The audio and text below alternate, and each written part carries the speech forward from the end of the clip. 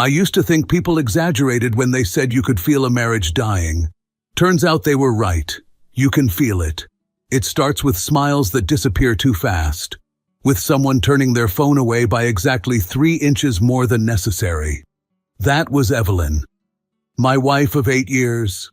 Beautiful, smart, funny when she wanted to be, dangerous when she really wanted to be. And somewhere along the line, she'd started acting like I was no longer her husband. More like a roommate with administrative privileges. The weird part? If she'd just turned into a stereotypical villain overnight, I probably would have caught it immediately.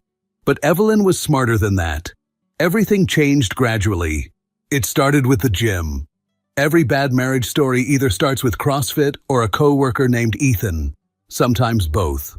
In our case, it was a gym called Iron Haven, which sounded less like a fitness center and more like a medieval prison where men with neck tattoos flipped tractor tires while screaming about discipline. Evelyn joined to improve posture. 3 weeks later, she owned 6 new sports bras, 2 shaker bottles, expensive leggings apparently engineered by NASA, and a sudden emotional attachment to carrying her phone everywhere, like it contained nuclear launch codes. At first, I ignored it. Because I'm not one of those paranoid husbands who thinks, my wife bought mascara, automatically means she's secretly building a second family with a Pilates instructor. People get bored. People decide their glutes deserve more attention than their marriage. Then came the smile. That stupid little smile. I saw it one Friday night around midnight. I'd gotten up for water because apparently once you turn 34, your body transforms into an unreliable landlord constantly waking you. The kitchen lights were off except for the glow from Evelyn's phone. She was sitting at the island in one of my oversized hoodies, staring at the screen and smiling. Softly, intimately, like someone being looked at instead of someone reading text. And the second she noticed me standing there, it vanished. It's like I caught her off guard. Couldn't sleep? I asked. Just scrolling, she said quickly. Then she locked the phone. Immediately. I grabbed water from the fridge and leaned against the counter. Everything okay? Yep. I nodded slowly. Cool. Good talk. Really emotionally nourishing stuff. She rolled her eyes. You're being weird. And you're guarding your phone like it owes money. There's literally nothing on it. Then congratulations. You're the first human in history to hide absolutely nothing this aggressively. She sighed dramatically. That sigh women do when they want you to know they're exhausted by your existence specifically. Nolan, not every little thing is suspicious. True, sometimes people are just acting suspicious recreationally. She stared at me for 2 seconds too long. You should sleep. That sentence stayed with me longer than it should have, not because of what she said, because of how she said it, like a nurse calming down a patient. The next few weeks got stranger. Evelyn suddenly developed what I call tactical privacy, which is different from normal privacy. Normal privacy is, hey, don't read my messages. Fair, healthy. Tactical privacy is angling your screen away at 45 degrees while pretending not to, taking your phone into the bathroom, flipping it face down every single time you enter a room, even when nobody asked, especially when nobody asked. And the thing is, once you notice it, you can't unnotice it. One Friday evening we were watching TV together when her phone buzzed on the couch between us. She glanced down, smiled again. There it was, that smile, quick, private, alive. Then she grabbed the phone too fast. Too late. I'd already seen part of the message preview. Missed you today. 5 tiny little words that hit my nervous system like a folding chair to the spine. Evelyn saw my face immediately, and instead of explaining, she locked the phone. I looked at her. She looked at me. Then she actually had the audacity to say, "What?" I laughed. Not because anything was funny. Sometimes your brain just refuses to process stupidity without adding sound effects. What do you mean, what? You're making a face. Yes, Evelyn. Human beings tend to make those after seeing mysterious romantic messages appear on their spouse's phone. It's not romantic. Right. My mistake. Totally normal workplace communication. My accountant texts me, "Missed you today," constantly. You're being ridiculous.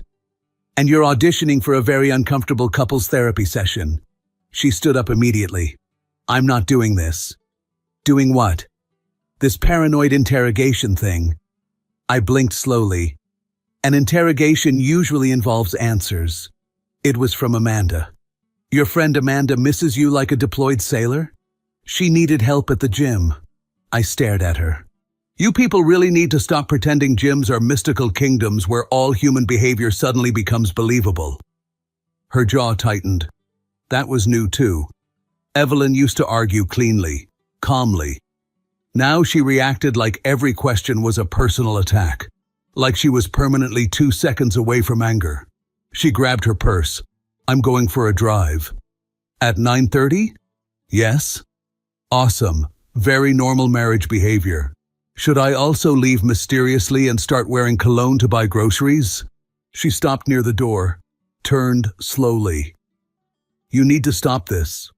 Stop what? This obsession. I laughed again. Evelyn, I saw a message saying someone missed you. And now you're spiraling. No. Spiraling would be me hiding in bushes outside Iron Haven wearing night vision goggles. Pause. Don't tempt me though. I look phenomenal in tactical gear. That usually would have made her laugh. Instead, she just stared at me. Then came the sentence that changed everything. I can get a divorce anytime I want. Silence. I remember blinking once because my brain genuinely needed a second to catch up. Then she added quietly, so don't provoke me into doing it. There it was. Not anger, not emotion, a warning. And suddenly every instinct in my body woke up at once, because people in guilty panic usually scream things like, "You don't trust me," or "You're crazy," or "How dare you?" But Evelyn? She sounded prepared. She left after that. Door slammed, car engine faded, and I just stood in the kitchen staring at the reflection in the microwave, like a man realizing he may have accidentally wandered into the wrong genre. I wasn't thinking, my wife is cheating. I was thinking, why did that sound rehearsed? Evelyn came home a little after midnight smelling like expensive perfume and cold air, which was interesting because she had supposedly gone for a drive, not on a perfume commercial filmed in Manhattan. I was still awake when she walked in. I was on the couch watching some documentary about deep-sea creatures, mostly because nothing distracts you from marital problems, quite like learning there's a fish at the bottom of the ocean with transparent skin and the face of a disappointed grandfather. She stopped when she saw me awake. You're still up? I looked at the TV. Yeah, apparently there's an eel down there that can survive under crushing pressure for 30 years. Really inspirational relationship content tonight.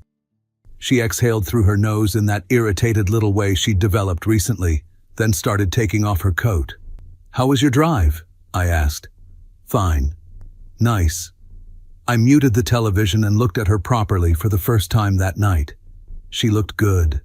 Too good for a random late-night drive after a fight. Her hair was fixed, makeup untouched, lips glossy. Meanwhile, I looked like a man who had spent 40 minutes emotionally bonding with nightmare fish.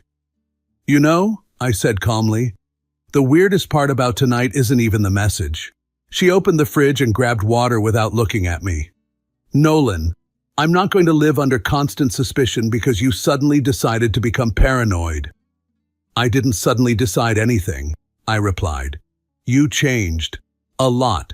And now every time I notice it, you act like I'm insane for having eyeballs. She slammed the fridge a little harder than necessary. I go to the gym and suddenly I'm having an affair? No. You hide your phone, disappear at night, get mysterious messages, threaten divorce during basic conversations, and somehow I'm supposed to react like a Buddhist monk who just discovered inner peace. That is not what happened. I tilted my head slightly. Then tell me what did happen. There it was again. That pause. People who tell the truth usually answer quickly. Maybe emotionally, maybe angrily, but quickly. People constructing responses need assembly time. "I'm tired," she finally said. That wasn't an answer. "I don't owe you one every time you spiral." And there's the word again. I stood up slowly. Spiral, obsession, paranoid. It's interesting how every conversation suddenly ends with me being mentally unstable instead of you explaining anything. That's because you're acting unstable. I stared at her for a long moment. "You know what?" I said quietly. "You're right." That caught her off guard immediately. "What?" I said, "You're right. I'm tired too." I grabbed the remote and unmuted the documentary. Some horrifying sea creature appeared on screen looking deeply offended by evolution. "I'm done arguing tonight." She kept staring at me suspiciously, like she didn't believe the fight was actually over. The next morning, things got weirder. Not dramatic weird. Suburban weird. The kind that makes you feel stupid for noticing it while simultaneously being unable to stop noticing it. Evelyn left early for the gym before work, which had become her routine lately. Apparently, Iron Haven now opened at 5 in the morning because nothing says emotional stability like deadlifting in darkness before sunrise. I was pouring coffee when her Apple Watch buzzed on the kitchen counter, just once. A short vibration.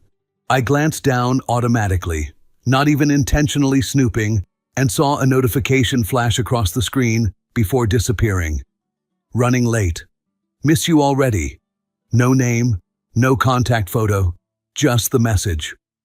I stood there holding my coffee mug while my brain replayed the sentence 5 different ways, as if changing the tone might magically improve it. Spoiler alert, it did not. At best, it sounded inappropriate. At worst, it sounded like the beginning of a divorce attorney's boat payment. I looked toward the driveway. Her car was already gone. For a second, I considered calling her immediately. Then I imagined the conversation. "Hey, honey, your mysterious admirer says he misses you already." And somehow, I already knew exactly how it would go. Denial, irritation, somehow my fault. Possible bonus threat involving divorce papers. No thanks. Instead, I picked up the watch and stared at it for another moment. Then I put it back exactly where it had been. That afternoon, I was at work pretending to care about spreadsheets while internally conducting a federal investigation into my own marriage when my phone buzzed. It was Evelyn. Just a single text. "Dinner tonight?" I stared at it for several seconds. That was new too. Recently, Evelyn had become strangely affectionate right after tension, like she was compensating, or checking temperature after pushing too hard. I replied, "Sure. Depends. Public place, or are we emotionally terrorizing each other at home again?" 3 dots appeared, stopped, appeared again. Finally, "You're being dramatic." I smiled despite myself, because technically she was right. But also, if your wife casually threatens divorce like she's reminding you to buy milk, you earn at least a little drama. We ended up going to a steakhouse downtown that Evelyn liked. The entire drive there felt strangely polite, like 2 politicians trapped in the same car after a debate scandal. Evelyn spent most of the ride looking out the window while I drove, occasionally checking her phone with the subtlety of a teenager hiding bad grades from their parents. At one red light, she angled the screen away so quickly you'd think the device contained launch codes for a small European nation. I glanced at her. "You know," I said casually, "at this point your phone deserves its own seatbelt." Without looking up, she replied, "At this point your paranoia deserves medication." Fair, but if I start hearing voices, I hope at least one of them tells me who's texting my wife. Her jaw tightened slightly. By the time we got seated at the restaurant, I'd already decided something important. I was done chasing. Because every time I pushed directly, Evelyn immediately flipped the situation around until somehow I was the problem. The waitress came over, all smiles and rehearsed enthusiasm. "Celebrating anything tonight?" I opened my menu. Potential emotional collapse. Evelyn kicked my shin under the table. The waitress laughed nervously, clearly trying to determine whether we were joking or one wine refill away from national television. "We'll start with drinks," Evelyn said quickly. After the waitress left, she leaned forward slightly. "Can you please not do that tonight?" "Do what?" "This performance." I blinked innocently. I wasn't aware depression counted as live entertainment. "Nolan." "No, seriously, help me out here. Because lately every time I react normally to suspicious behavior, I'm apparently unstable. So I'm trying to locate the approved emotional range." "You're exhausting. And you're weird lately." That landed harder than I expected. For a moment she just stared at me quietly. Then she leaned back in her chair and folded her arms. "What exactly do you want from me?" "I want honesty. I am being honest." "No, you're being careful. That's different." Her eyes narrowed slightly. "Careful about what?" "That's what I'm still figuring out." There was a long silence between us after that. The waitress returned with drinks, probably relieved we hadn't started throwing cutlery. Evelyn ordered wine. I ordered bourbon because when your marriage starts sounding like a corporate HR meeting right before someone gets fired, whiskey becomes less of a beverage and more of an emotional survival kit. For a little while we talked normally, work, traffic. Then Evelyn casually mentioned someone named Grant. "Oh, and Grant said that new Italian place near Riverside is amazing." I looked up from my drink. "Grant?" "From the gym." "The gym friend. Every story has one eventually. Co-worker, trainer. Just a friend. Human complication with a jawline." "And who exactly is Grant?" I asked. She shrugged. "Just someone from Iron Haven." "Interesting. You mention him like I'm supposed to know him. You met him once." I frowned slightly, searching my memory. Then it clicked. Tall guy, dark hair, built like he personally carried refrigerators for fun. I'd seen him briefly outside the gym maybe 2 weeks earlier when I picked Evelyn up because her car was in the shop. Grant had walked her outside while talking to her. Not flirting openly, but comfortable. Too comfortable. At the time I ignored it because mature adults are technically allowed to speak to attractive people without immediately forming underground relationships. "Former cop guy?" I asked. "Yeah." I took a sip of bourbon. "Huh. What?" "Nothing. I'm just trying to process how your mysterious gym friend somehow keeps appearing around my marriage like a side character with premium screen time." "Oh my God." "What?" "You hear yourself, right?" "Unfortunately, yes. Constantly. It's exhausting in here." She shook her head. "You've created this entire fantasy in your head." "Okay, let's test that theory. If I suddenly started texting some woman from my gym who says she misses me, hides her phone, disappears at night, and threatens divorce during arguments, how relaxed would you be?" "That's not the same thing." I leaned back slowly. That answer alone is incredibly informative. She looked away immediately after saying it. Another tiny crack. At that point, I was starting to feel less like a husband and more like a forensic accountant emotionally auditing a relationship. The food arrived before the conversation could get uglier. For about 10 minutes, we actually acted almost normal. Then Evelyn's phone lit up beside her plate. She glanced down. She grabbed the phone too fast. I didn't say anything right away. I just cut into my steak slowly while she typed something under the table. Then I finally asked very calmly, "Grant?" Her eyes snapped up immediately. That reaction told me more than any confession could have. "No."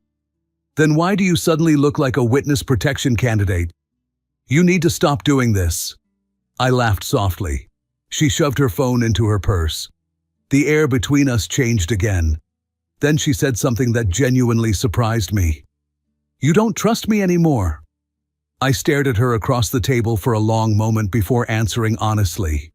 "I don't know what I'm supposed to trust lately." That seemed to affect her more than the accusations had. She looked down at her wine glass, and for just a moment, I saw something real on her face. Then her phone buzzed again inside the purse, and whatever human moment we almost had disappeared instantly. The restaurant conversation never actually ended. We paid, left, drove home, brushed our teeth, got into bed, and technically completed all the normal activities expected from two functioning married adults. But underneath all of it, the conversation just kept breathing quietly in the corner, like something waiting for the lights to go out. Evelyn fell asleep faster than I did, or pretended to. At that point, I honestly couldn't tell anymore. I lay there staring at the ceiling while my brain replayed every expression she'd made during dinner, every pause before answering, every defensive reaction whenever Grant's name entered the conversation. And the worst part was that I still didn't actually have proof of anything. That's what drives you insane in situations like this. If your spouse openly betrays you, at least reality becomes simple. Painful, but simple. But ambiguity? Ambiguity turns your own brain into a courtroom where every thought argues against itself. The next morning, she left early again. Jim. I waited until I heard the garage door close before getting out of bed. Not because I planned to search through her things like some desperate soap opera husband wearing rubber gloves and breathing heavily over lipstick stains. I just wanted clarity. That's the dangerous thing about suspicion. At first you think you're looking for answers. Eventually you realize you're looking for relief. I made coffee, fed our dog Murphy, who continued living his best life completely unaffected by marital collapse, and headed outside to grab something from Evelyn's car. At least that's the excuse I gave myself. The interior still smelled faintly like her perfume mixed with leather seats and iced coffee. Everything looked normal, and honestly, that somehow annoyed me more. Because if your life is falling apart, the universe should at least have the decency to provide dramatic evidence. A hidden phone, love letters, something. Instead, I was crouched in my own driveway conducting emotional archaeology through cup holders. Then I found it, folded near the passenger seat. A receipt. I picked it up casually at first, expecting gas station junk or grocery store nonsense. Instead, my stomach tightened. Riverside Grill. Upscale place downtown. Definitely not cheap. 2 entrees, wine, dessert. Tuesday night. Interesting, because Tuesday night Evelyn had told me she stayed late at the gym and grabbed protein shakes with Amanda. Apparently those protein shakes came with grilled salmon and creme brulee. I stared at the receipt for several seconds, while Murphy watched me through the front window with the concerned expression of a dog, realizing his owner might be mentally deteriorating. "Yeah, buddy," I muttered. "Not ideal." I pulled out my phone and took a picture of the receipt. Then another. Close up this time. Date visible. Total visible. Timestamp visible. For the first time in days, I actually felt calmer, because finally I had something real. Not vibes, not intuition, not, she smiled at her phone weird, an actual contradiction. I put the receipt back exactly where I found it and went inside, and for the rest of the day, I almost felt normal again. That evening, Evelyn came home in unusually good mood. Too good. She kissed me on the cheek when she walked in, asked about work, laughed at one of my jokes, even made pasta from scratch while humming softly in the kitchen like we were suddenly starring in a commercial for emotionally healthy couples. It was unsettling. Not because she was being nice, because it felt timed, like somebody correcting course after turbulence. At one point she caught me watching her. "What?" I shrugged. "Just making sure you're real." She smirked slightly. "You're weird lately. You've said that several times now, starting to feel less like an observation and more like branding." She laughed softly and returned to cooking. But I noticed something important. Her phone never left the counter beside her, screen down, always within reach. Later that night, after she fell asleep, I quietly reached for my own phone to look at the receipt pictures again. Except, they were gone. I frowned immediately and checked again. Gallery. Recently deleted. Nothing. The photos had completely disappeared. At first, I genuinely thought I was losing my mind. I sat there scrolling through my phone in darkness like a confused raccoon trying to solve taxes. Slowly, very slowly, I turned my head toward Evelyn sleeping beside me. Except now I wasn't sure she'd been asleep at all. A cold feeling crept up the back of my neck. Not because of the receipt anymore, because of what this meant.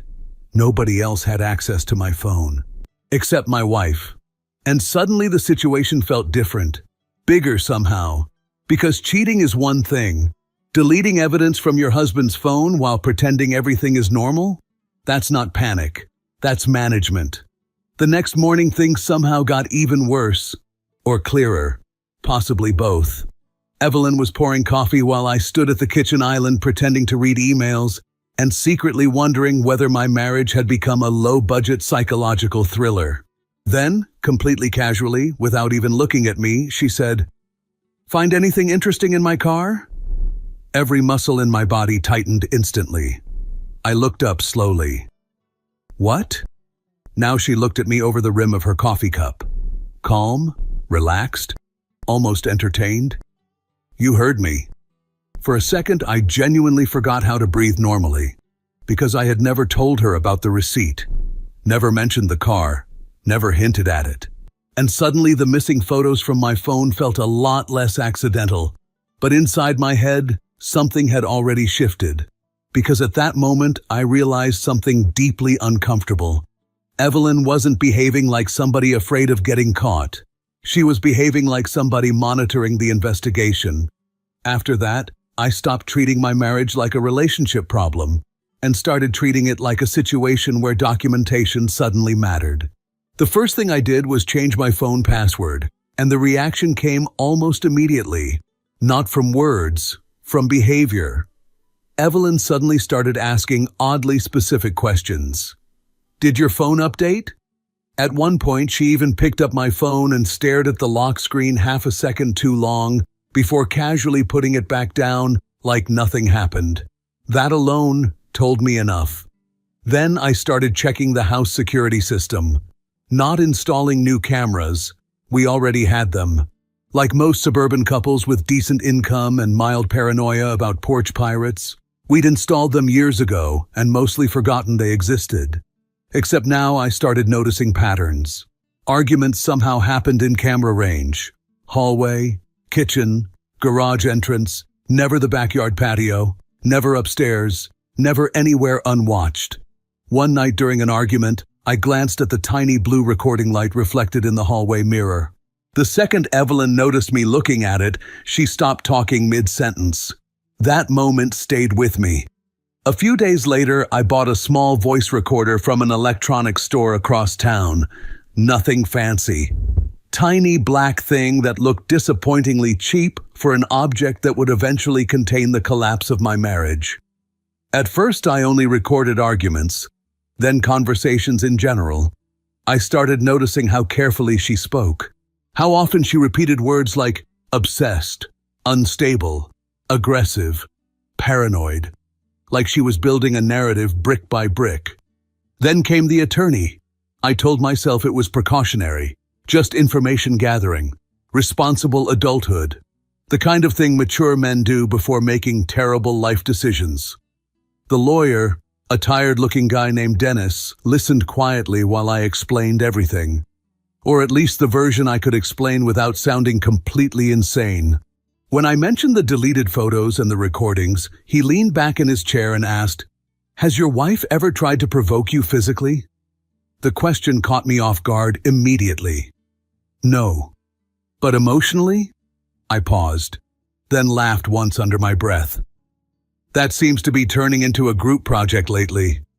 Dennis didn't laugh. That bothered me more than if he had. Before I left, he gave me one piece of advice. Do not lose your temper. Not once. And suddenly the entire situation started looking different to me. Not like a crumbling marriage, like a setup with paperwork attached to it. From that point on, I started saving everything. Texts, dates, receipts, camera footage, odd comments, timeline inconsistencies, not obsessively, systematically, and the strangest part, the calmer I became, the more uncomfortable Evelyn started looking. A few nights later, I accidentally got the thing I'd been looking for the entire time. Evelyn told me she was going to Amanda's place after the gym. I told her to have fun, then spent the evening pretending to watch basketball while Murphy snored beside me like a retired factory worker. Around 10:30, I checked the garage camera out of habit. Evelyn's car was parked outside. Interesting, because according to her, she was still with Amanda. I frowned and rewound the footage. That's when I noticed it. The car had been there almost 20 minutes, but Evelyn never came inside. She was still sitting in the driver's seat, talking to someone. I turned the audio volume up. At first, all I heard was muffled static and traffic noise. Then Grant's voice came through the speakers clearly enough to make my stomach tighten. Calm, controlled, almost amused. "You're pushing too hard." Evelyn sighed. "He notices everything." A short pause. Then Grant again. "You push him," he snaps. "That's the point." My entire body went still. For a second, I genuinely thought I'd misunderstood what I heard. Then Evelyn spoke again, quieter this time. "What if he doesn't?" Grant gave a low chuckle. Not warm, not friendly. The kind of laugh people use when they think they already understand how a story ends. Every man breaks eventually. Then Evelyn asked the question that changed everything. "And if he figures it out?" Grant answered immediately. "He won't. Guys like Nolan always think they're calmer than they are." I sat there staring at the monitor while something cold slowly settled into place inside me. This was never just an affair. The cheating suddenly felt almost secondary, because these two weren't hiding from me anymore. They were studying me, managing me, waiting for something. I replayed the clip 3 more times. Same words, same tone, same horrifying clarity. I leaned back slowly on the couch and laughed once under my breath. Not because anything was funny, because suddenly the last 2 months finally made sense. The cameras, the careful wording, the constant unstable, obsessed, paranoid, the little provocations, the emotional baiting. Jesus Christ, they were trying to manufacture it. Murphy lifted his head and looked at me sleepily. "You know what the worst part is, buddy?" I muttered. The dog blinked once. I still think I could have handled regular cheating. Then I looked back at the frozen image of Evelyn sitting in her car talking to Grant. Relaxed, comfortable, collaborative. Like I was a problem they were solving together. And for the first time since this whole nightmare started, I stopped feeling confused. I finally understood the game, which meant I could finally stop playing defense. I didn't confront Evelyn that night, because old me would have stormed outside immediately. I would have demanded answers, asked questions, tried to force honesty out of people who clearly treated honesty like a seasonal allergy. Instead, I just saved the footage in 3 different places: laptop, cloud storage, external drive.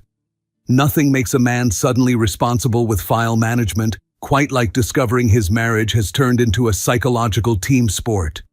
Then I poured myself a bourbon. The next morning I called Dennis, my attorney. He listened quietly while I played the recording over speakerphone. When it ended, there was a long pause. Then he sighed softly. "Well," he said, "that's profoundly disturbing." "Good. I was worried I might be overreacting." "No, you are reacting exactly enough." Dennis advised me not to drag things out. No revenge games, no dramatic confrontation, no trying to win emotionally. Just leave cleanly and carefully. Honestly, that sounded perfect. So over the next several days, I quietly prepared everything. Separated accounts, copied documents, saved recordings, filed paperwork. And the entire time, Evelyn kept trying to provoke little emotional reactions out of me without realizing the window had already closed.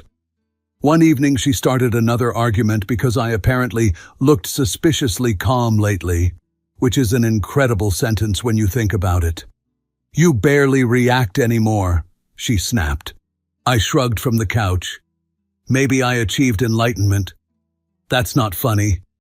"No, what's funny is that for months you wanted me emotional, and now you're upset I'm emotionally organized." She stared at me carefully after that. like she sensed something shifting beneath her feet but couldn't identify what. Good. Let her wonder. 3 days later, the divorce papers were ready. I came home early that afternoon. Evelyn was in the kitchen scrolling through her phone while drinking wine and pretending our marriage still existed in a recognizable form. She looked up when I walked in. "You're home early." "Yeah." I placed the envelope on the kitchen island. At first, she barely glanced at it. Then she noticed the law firm logo, and the color drained from her face so fast it almost looked painful. "What is this?" "You already know what it is." She slowly set her wine glass down. "You're filing for divorce?" "I already filed?" For the first time in months, Evelyn looked genuinely unprepared. "This is insane," she whispered. I actually smiled a little at that. "See, that word doesn't hit quite the same anymore." "Nolan," I raised a hand calmly. "No more discussions about my mental state. No more speeches about paranoia. I'm honestly exhausted by the entire genre." Her eyes searched my face desperately now. "This is because of Grant?" I laughed softly. "That's the amazing part. Grant stopped being the main issue a while ago." "What does that mean?" I looked at her for a long moment before answering. "It means cheating would have been easier to forgive than whatever this became." She went pale again. Then came the moment I'll probably remember for the rest of my life. Evelyn looked at me carefully and asked, "What exactly do you think happened?" I leaned against the counter. "I think you spent months trying to turn me into someone you could justify leaving." Her lips parted slightly. "I think Grant helped you do it. I think both of you assumed eventually I'd scream, break something, threaten somebody, maybe shove him during some staged confrontation. And the worst part," I continued quietly, "you almost had me believing I was the unstable one." Silence filled the kitchen. Then Evelyn said something so small I almost didn't hear it. "You listened to us." Not a question. I nodded once, and suddenly she understood. She sat down slowly at the kitchen island like her legs stopped working properly. "I never wanted this to go this far," she whispered. "Evelyn," I said softly, "you threatened divorce before I even raised my voice once. This went far exactly when you wanted it to." I picked up my keys from the counter. Evelyn looked up immediately. "Where are you going?" I stared at her for a second, then smiled faintly. "Somewhere I'm not being psychologically workshopped." And for the first time in months, I walked out of the house without feeling like somebody was waiting for me to break. The divorce moved faster than I expected. Probably because once Evelyn realized what I had recorded, the entire tone of the situation changed overnight. Suddenly there were no more accusations about me being unstable. No more carefully crafted concern about my mental health. Funny how quickly that narrative dies when attorneys get involved. Dennis later told me something interesting about Grant. Turns out his police career hadn't exactly ended honorably. Nothing movie-level dramatic, but enough internal investigations, procedural irregularities, and questionable conduct complaints to quietly push him out before things became public. According to Dennis, Grant had somehow avoided criminal charges by the skin of his teeth, which honestly explained a lot. The calm manipulation, the calculated pressure, the constant attempts to provoke reactions while keeping his own hands clean. Apparently, this wasn't his first time playing games around legal gray areas. As for Evelyn, the last thing I heard was that she moved into a condo across town. Whether she stayed with Grant or eventually realized what kind of man she attached herself to, I honestly don't know. And I stopped caring sooner than I expected. That was the strangest part of all this. Not the betrayal, not the recordings, not even the manipulation. It was realizing how peaceful life becomes once you no longer have to defend your own sanity inside your own home. If you felt this story hit hard, drop a like, subscribe for more, and share your thoughts in the comments. Your support keeps Steelheart beating.